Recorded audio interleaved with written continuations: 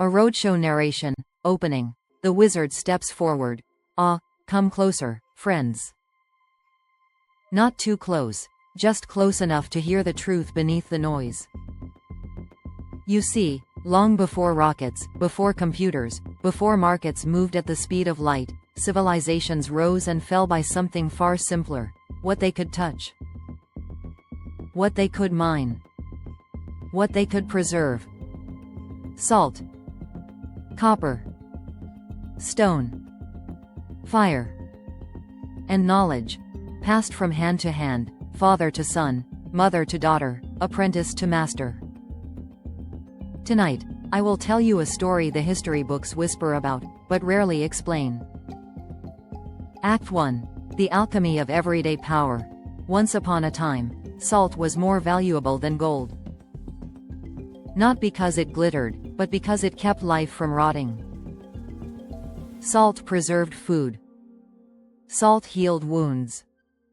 Salt enabled ceramics, glass, tanning, metallurgy, medicine. Without salt, knowledge itself decays. And copper, copper. The nervous system of early civilization. Coins.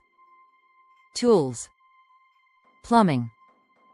Energy before electricity had a name. These were not luxuries. They were the bones and blood of society. Act 2. The Russian lesson. Now let us travel. Not by horse, not by ship, but by memory. Russia. 16th to 18th century. The rulers had a problem: too much ambition. Too little silver. So they minted copper coins, lots of them.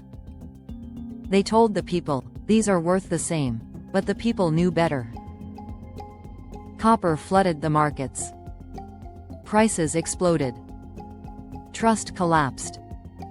Then came salt. Taxes rose. Access vanished. Salt left the hands of the common people. Food spoiled. Trades died. Skills vanished. Potters forgot recipes. Glassmakers lost their art. Metallurgists laid down their tools. In a single generation, civilization forgot how it worked. Act 3. The pattern revealed. And here, dear friends, is the pattern, as old as empire itself. First, centralize the resource. Then, restrict access. Then, inflate substitutes. Then, watch knowledge disappear. You don't need chains. You don't need armies. Just control what keeps people alive, and what allows them to build. This is not conquest. This is administration. Act 4. The modern mirror. Now open your eyes.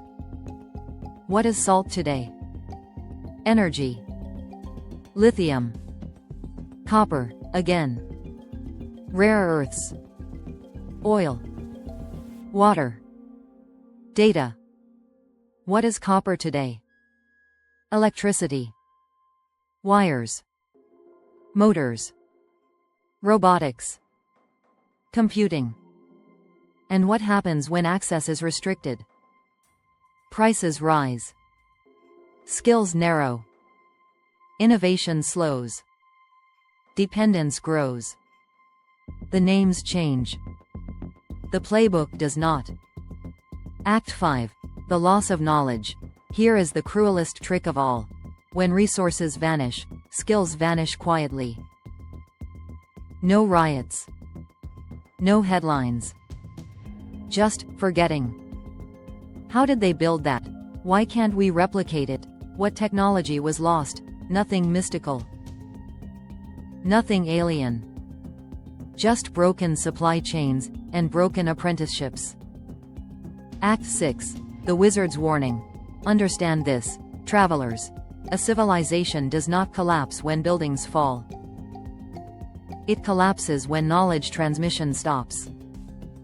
When skills are gated. When materials are monopolized. When people are told, you don't need to know how this works, that is when empires rot from the inside. Act 7. The counter spell. But there is another way.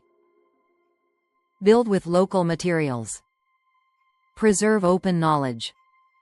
Design for centuries, not quarters. Teach skills hand to hand again. Salt in the pantry.